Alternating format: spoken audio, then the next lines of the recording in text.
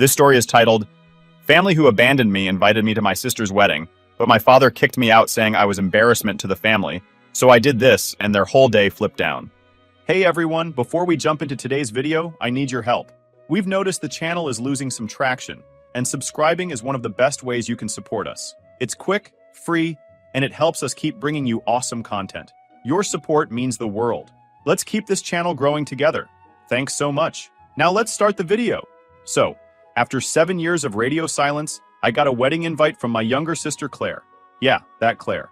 The golden child, the apple of my dad and stepmom's eye, the one I hadn't spoken to since cutting off the whole toxic mess that is my family.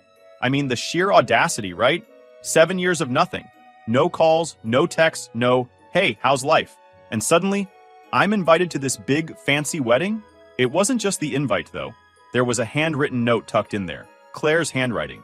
Unmistakable. She wrote that she missed me and wanted to fix things. I stared at it for a long time, trying to figure out if this was some kind of prank.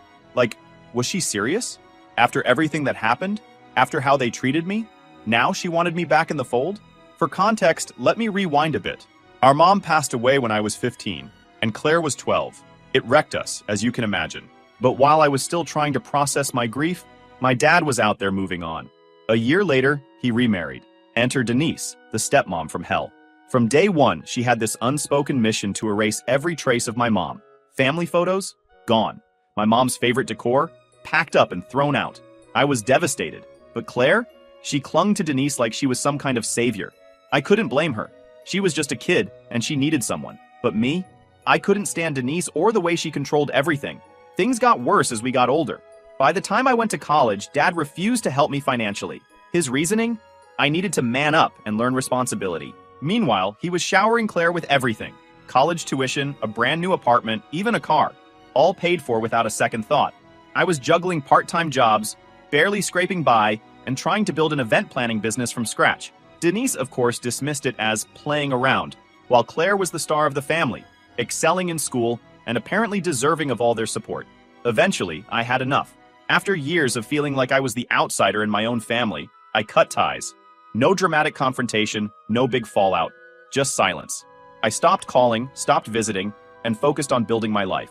I threw myself into my work, and honestly, I thrived. My business grew beyond anything I ever imagined, and I was finally in a place where I didn't need anyone. Not Dad, not Denise, not Claire. Which brings us back to the wedding invite. At first, I wanted to toss it in the trash. Why should I care? They didn't care about me when I was struggling to get through school, when I was scraping together enough money to buy groceries, when I needed a family. But something stopped me. Maybe it was curiosity. Maybe it was the note from Claire.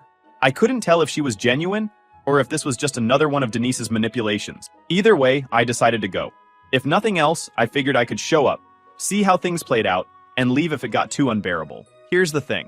I wasn't planning to go empty-handed. Despite the years of animosity, I still wanted to do something nice for Claire.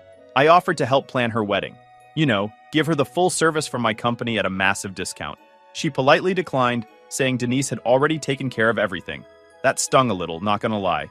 But hey, I'd done my part. I'd extended the olive branch. The ball was in their court. So there I was, prepping myself for the big day. I knew walking into that venue would stir up a lot of old wounds, but I convinced myself it was worth it. Maybe Claire was sincere. Maybe this was her way of reaching out, of trying to make amends. I didn't have high expectations, but I held onto a sliver of hope.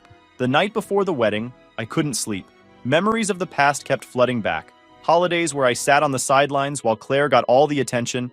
Conversations where Denise belittled me in front of Dad.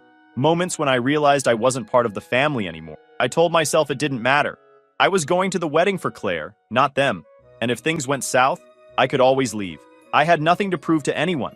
The next morning, I put on my best suit, got in my car, and drove to the venue. I arrived early because, well, that's just how I am. I'm a planner, always have been. The place was breathtaking. High ceilings, lush flowers, the works. They'd clearly spared no expense. As I walked through the doors, I felt a mix of nerves and unease. This was my first time seeing my family in almost a decade. Would they welcome me? Ignore me? Tear me apart? I had no idea. When I spotted Claire, she looked radiant. She came up to me, gave me a warm hug, and thanked me for coming. For a moment, I thought, okay, maybe this won't be so bad. But then I saw Denise. She was standing off to the side, watching me like a hawk. Her smile didn't reach her eyes, and I could tell she wasn't happy I was there. "Welcome," she said, her voice dripping with fake sweetness. "Still running that little party business of yours?" I gritted my teeth and smiled back. "It's going well, thanks."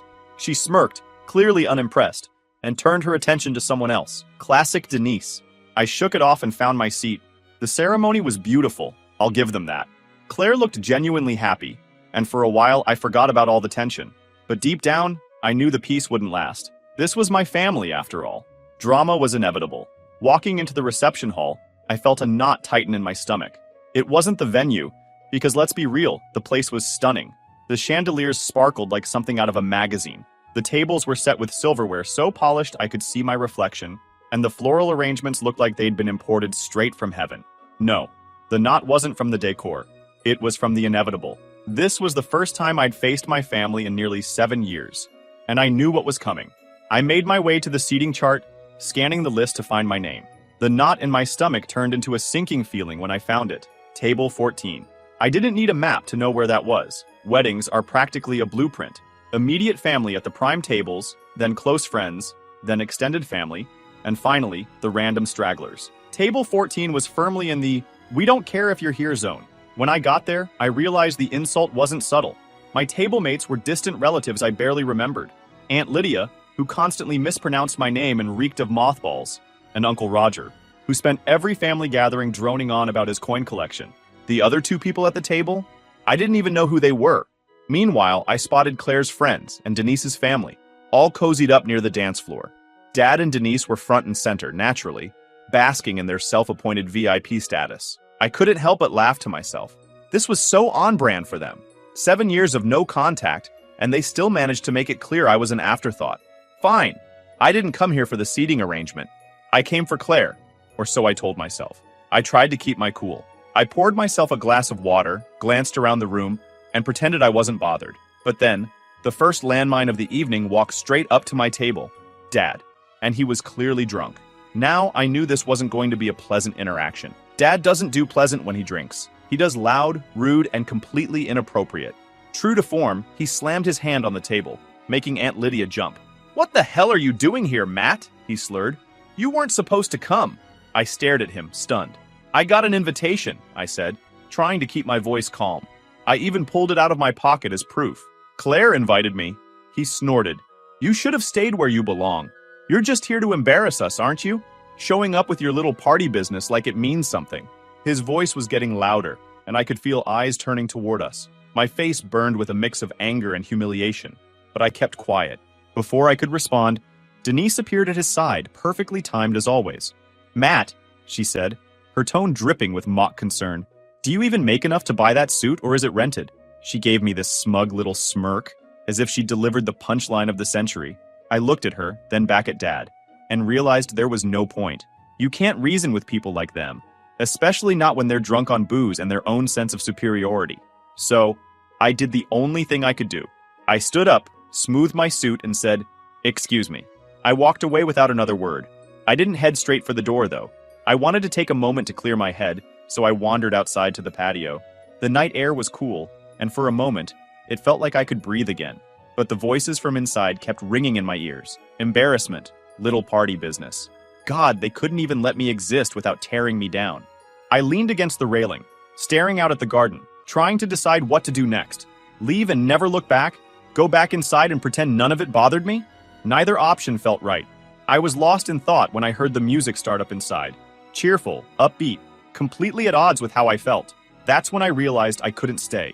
I didn't owe these people anything, least of all my time or energy. I made my way back inside, sticking to the edges of the room to avoid being noticed. On my way out, I glanced over at the event staff. They were setting up for the next course, arranging plates with an efficiency I couldn't help but admire. Something about them felt familiar. I slowed down, watching them move, and that's when it hit me. I knew these people. These weren't just random staff members. They were my employees. My mind raced. My company had recently acquired a smaller event planning business, and it turned out this wedding was one of their gigs. No wonder the setup looked so polished. It was my team doing the work. I felt a strange mix of emotions, pride, surprise, and most of all, a growing sense of irony. Claire and Denise had hired my company without even realizing it. Or maybe they did realize it and just didn't care. Either way, the power dynamics of the evening had just shifted dramatically, and for the first time all night, I felt like I had the upper hand. I stepped to the side and pulled out my phone, dialing my operations manager. When she answered, I kept my voice low. "Hey, quick question," I said.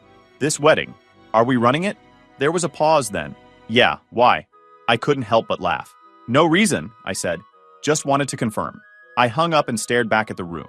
As I stood there, still processing the fact that my team was running the wedding I had just been humiliated at, a realization hit me like a freight train.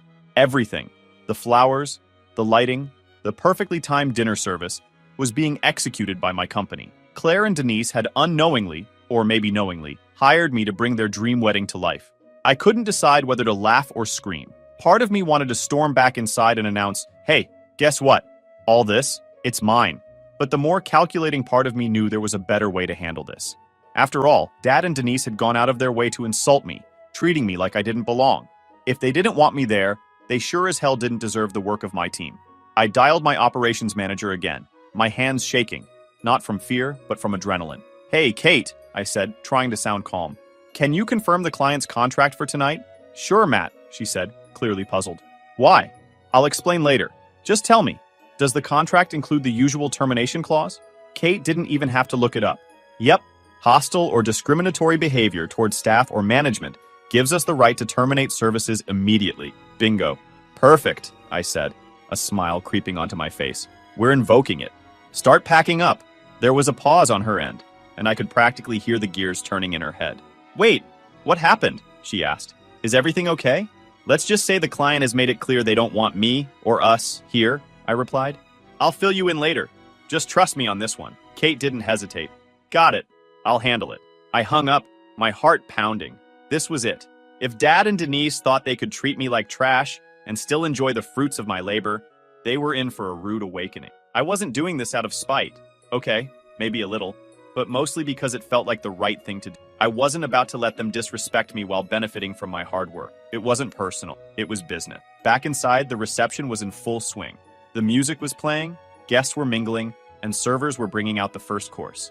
Everything seemed perfect on the surface, but I knew the chaos was about to unfold. My team moved like a well-oiled machine, discreetly packing up equipment and supplies while keeping up appearances. Guests didn't notice anything at first, which was a testament to their professionalism. I stayed outside, watching from the patio as the plan unfolded. My team began taking down floral arrangements, rolling up table linens, and quietly clearing out decoration. It was like watching a magician make an entire room disappear without anyone realizing it. Denise might have been able to belittle me, but she couldn't touch the quality of my work, or my employees. The first sign of trouble came when the lighting crew started dismantling the uplights around the room.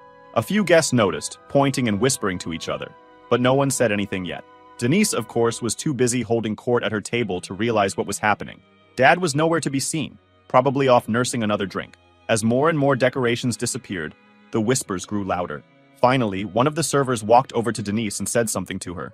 Her face went from smug to furious in a matter of seconds. She shot up from her chair and marched across the room, heels clicking like gunshots against the marble floor. I could hear her from the patio. "What's going on? Why are they taking everything down?" The server looked genuinely terrified.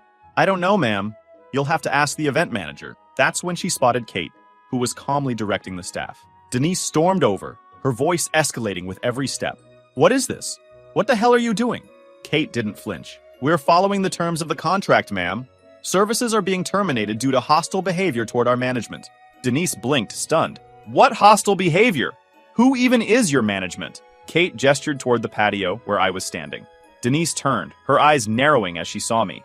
I gave her a small wave, my expression as neutral as possible. She stormed outside, her face red with rage. "You!" she hissed. "You can't do this. This is Claire's wedding, and this is my company," I replied, my voice calm. "You made it clear earlier that you don't respect me or what I do. So why would you want my services?" Her jaw dropped. "You're doing this to punish me? To ruin Claire's wedding?" I shook my head. "This isn't about Claire. It's about the way you and Dad treated me.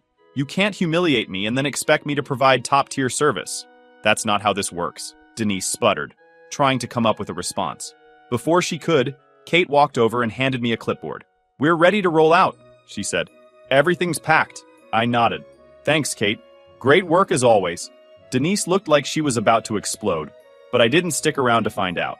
I handed her my lawyer's card and said, If you have any questions about the contract, feel free to reach out to our legal team. Have a great evening." And with that, I walked away, leaving her standing there speechless. The aftermath was even more chaotic than I anticipated. By the time my team rolled out, the reception hall was practically bare. The chandeliers still hung from the ceiling, but that was about it. No flowers, no table settings, no uplights. Guests were standing around, confused and whispering. Claire looked like she was on the verge of tears, and for a split second, I felt guilty. But then I reminded myself, this wasn't about her. This was about standing up for myself. The drive home from Claire's wedding should have been satisfying. I mean, I just orchestrated one of the most legendary mic drops of my life. But as the taillights of my team's trucks disappeared in my rearview mirror, I couldn't help but feel conflicted. This wasn't how I imagined the day going. Still, I knew I'd made the right call. For the first time in a long time, I stood up for myself. Not just as a business owner, but as a person. And while the night didn't go the way I'd hoped, I wasn't going to let that stop me from moving forward. This was just the beginning. I didn't have much time to dwell on it, though, because the fallout began almost immediately. The first inkling of chaos hit my phone about 20 minutes into my drive. Text messages, missed calls, voicemails, all flooding in. Denise, predictably, led the charge with a string of angry texts. They were long and rambling, filled with accusations that I'd ruined everything and destroyed Claire's big day out of spite. Each one more dramatic than the last. Denise wasn't just angry, she was furious. The kind of furious where every sentence ends in an exclamation point, and the entitlement practically drips off the screen. "I can't believe you did this to Claire," she started. "You're a selfish, vindictive little boy who can't handle someone else being happy. You ruined this family's reputation. Do you have any idea how humiliating this is?" Oh, but she wasn't done. The messages went on, each one more unhinged than the last. She accused me of sabotaging the wedding out of jealousy, called me pathetic, and even demanded that I refund the entire cost of the event. Yes, refund. She genuinely believed I should pay her back for the services my company had already provided, as if she had some moral high ground to stand on. "You've embarrassed this entire family," she continued. "Do you know what people are saying about us now? I should have known better than to trust you with anything important. You are a failure, Matt, and you always will be." The audacity was almost laughable. I didn't respond and just muted her number. She wasn't worth my energy. Dad wasn't far behind. His voicemails were less coherent, but just as nasty. I'll spare you the details, but let's just say the phrases "selfish brat" and "I'll sue your AT" featured prominently. He even threatened to call the cops at one point, which honestly made me laugh. Call the cops for what? Breaching a contract he didn't even know existed. Good luck with that. The most surprising message, though, came from Claire. I'd expected anger from her too, but when I finally read her text, it wasn't what I anticipated. "Why would you do this to me?" she wrote. "I thought you came to support me. I didn't think you'd ruin my wedding." Oof, that one hit harder than I expected. It wasn't like Denise's venom or Dad's drunken tirades. This felt like genuine hurt. Claire and I hadn't been close in years, but I could still hear the pain in her words. I could tell she genuinely didn't understand why I'd made the decision I did. And honestly, I didn't blame her. Claire had always been caught in the middle of this mess. Denise had her claws in her from a young age, and Dad wasn't exactly the kind of parent who encouraged independent thought. Claire had grown up in the same toxic environment I'd escaped from, but instead of fighting it, she'd adapted to it. I wanted to respond to her, to explain my side, but I wasn't sure it would make a difference. For a second, I wondered if I'd made a mistake. But then I remembered why I'd made the call in the first place. The next morning, the situation escalated. Denise, true to form, couldn't let it go. She started calling people, family members, friends, anyone who would listen, and spinning the story in her favor. By noon, I'd already received texts from 2 aunts and a cousin, all asking me to explain what really happened. To save myself from repeating the same thing over and over, I sent out a blanket text to the handful of relatives I still semi-trusted. Long story short, I was insulted, disrespected, and treated like an outsider, so I terminated my company's services per the terms of the contract. If you have questions, ask Denise. If you want the truth, ask the venue staff. I'm done defending myself. One of my aunts responded almost immediately. "Good for you," she wrote. "We saw how Denise treated you at Thanksgiving 5 years ago. She's always been awful to you. I'm just sorry Claire got caught in the middle." Her support caught me off guard. I'd spent so many years assuming the entire family had written me off that I hadn't even considered the possibility that some of them might be on my side. It was a small comfort in the middle of a storm. Then came the unexpected fallout from the guests. By the afternoon, I started getting emails and inquiries, business inquiries. Apparently, word had spread among some of the wedding attendees about what had happened, and a few of them were impressed with how my team had handled the situation. One woman, who I vaguely remembered as a family friend of Claire's in-laws, reached out to say she admired the professionalism of my staff. "I heard what happened," she wrote, "and I just wanted to say your team handled everything with incredible grace. It was clear the issue wasn't with your company, but with the family. I'm hosting a charity gala in a few months, and would love to work with you if you're available. Talk about a silver lining." I responded immediately, thanking her for her kind words, and setting up a time to discuss the event. Within a few hours, I'd received 3 more similar emails from other guests. It was surreal. The same wedding I'd been accused of ruining was now turning into free publicity for my business. Denise's attempts to humiliate me had backfired spectacularly. Of course, Denise wasn't done. By evening, she'd escalated her campaign against me to the digital realm. I discovered she'd left a scathing review about my company online, accusing us of being unprofessional and unreliable. The review was filled with outright lies, claiming we'd arrived late, provided poor service, and abandoned the event without warning. Thankfully, I was prepared for this. I contacted my lawyer immediately, and within hours, we'd sent Denise a cease and desist letter, warning her that any further false statements would be treated as defamation. The review was removed the next day, and as far as I know, she hasn't tried to post anything else since. Denise had apparently decided to escalate her entitled tantrum to new heights. The next morning, while I was reviewing my emails, I got a call from my lawyer. "You're going to love this one," she started, her tone dripping with sarcasm. "Claire's family is threatening to sue you for breach of contract." I actually laughed out loud. "You're kidding," I said. "On what grounds?" "They're claiming you abandoned the event and caused irreparable damage to Claire's wedding," my lawyer replied. "They're demanding a full refund and additional damages for emotional distress." The absurdity of it almost made me spit out my coffee. Emotional distress? Because I enforced a clause they agreed to? That's rich. My lawyer chuckled. "Don't worry, Matt. This is nothing more than a scare tactic." Their lawyer, if you can even call him that, sent a laughably vague letter with no specifics.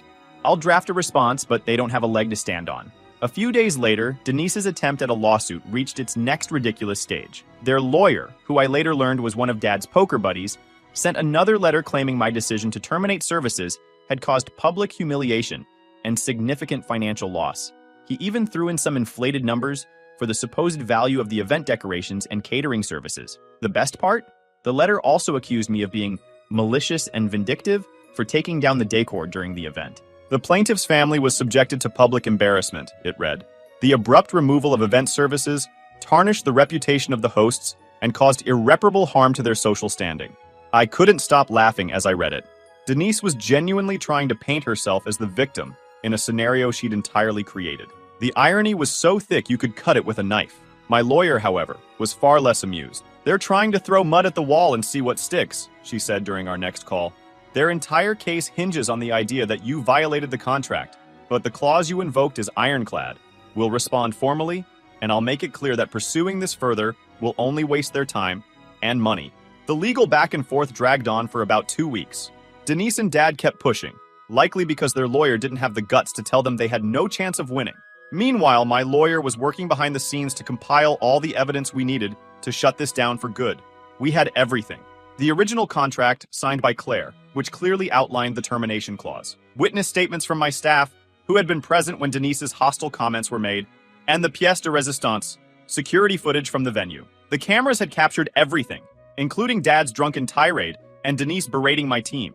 When the footage was brought to their lawyer's attention, the case crumbled almost instantly. My lawyer sent a final letter, laying out the evidence in excruciating detail, and warning them that if they continued to pursue the matter, we'd countersue for defamation and legal fees. 2 days later, I got an email from my lawyer. They've dropped the case. No further action required. The most surprising fallout, though, came from Claire's new husband, Adam. He called me a few days after the wedding. I almost didn't answer, but eventually, out of curiosity, I answered. "Hey, Matt," he said, his tone awkward. "I know Claire wants to talk to you," he continued. "She feels terrible about everything. She's just, I don't know, scared? She's stuck between you and Denise, and it's tearing her up." I sighed. "I get it, but if she wants to talk, it has to come from her. I'm not going to chase her down. I'll tell her," he promised. I hung up feeling strangely hopeful. Maybe Claire and I still had a chance to mend things. Maybe not. Either way, I'd finally stood up for myself, and that was a win in my book. A few weeks after the chaos settled, I got a text from Claire. Hey, can we meet up? I feel like we need to talk. I stared at the message for a long moment, unsure of how to feel. On one hand, it was Claire reaching out. The same Claire who had stayed silent while Denise and Dad humiliated me at her wedding. The same Claire who had watched my company, the company I built from nothing, get insulted and then didn't say a word as I walked out. On the other hand, I couldn't shake the nagging doubt. What did she want from me now? Was this an actual olive branch? Or was she just here to smooth things over for her own sake? Against my better judgment, I agreed to meet her. Sure, let me know when and where, I replied. We met at a small cafe, one I used to go to back when I was starting my business. It was neutral ground, but I couldn't help but feel a tension in the air as I walked in. Claire was already there, sipping a coffee. She looked up and smiled. An awkward, forced smile that didn't quite reach her eyes. Hey, she said, gesturing for me to sit. Hey, I replied, taking the seat across from her. There was a long pause before she spoke. I'm really sorry about everything that happened at the wedding, she began. It got so out of hand, and I know Denise and Dad said some things they shouldn't have. I raised an eyebrow. Some things? She shifted uncomfortably in her chair. Okay, a lot of things, but you have to understand. They were stressed. Weddings are a lot of pressure, and emotions were high. It wasn't personal. I let out a bitter laugh. Not personal? Claire. They called me an embarrassment. They mocked my business, belittled me, and basically told me I shouldn't have been there. How is that not personal? She sighed, as if I was the one being unreasonable. Look, I'm not saying what they did was right, but you pulling out the way you did wasn't fair either. You ruined the reception, Matt. People are still talking about it. There it was, the real reason she wanted to talk. So this isn't about what they said or did, I said, my tone icy. This is about how it made you look. That's not what I'm saying, she replied quickly, though the defensive edge in her voice told a different story. I just think you could have handled it differently. You didn't have to punish everyone because of what Denise and Dad said. I stared at her, trying to decide if she actually believed what she was saying, or if she was just parroting Denise's narrative. Punish everyone? I echoed. Claire, they hired my company. They insulted me, the owner, in front of everyone. They didn't even bother hiding their disdain. You expect me to just stand there and take it? I expected you to think about someone other than yourself, she shot back. This wasn't about you, it was my wedding. Do you know how humiliating it was when everything fell apart? People were asking me what happened, and I didn't know what to say. I had to deal with the fallout while you just walked away. I leaned back in my chair, stunned. So that's what this is about. Not what they did, not how they treated me. It's about how it inconvenienced you. That's not fair, she said, her voice rising slightly. I'm trying to fix this, but you're making it impossible. Fix it, I repeated. Claire, you haven't once acknowledged what I went through. You're sitting here blaming me for standing up for myself because it didn't fit into your perfect little wedding narrative. Do you even hear yourself? She crossed her arms, her expression hardening. Maybe I wouldn't have to say this if you hadn't made everything about you. I invited you to the wedding because I wanted you there. I was trying to include you, but you turned it into a disaster. I felt a sharp pang in my chest.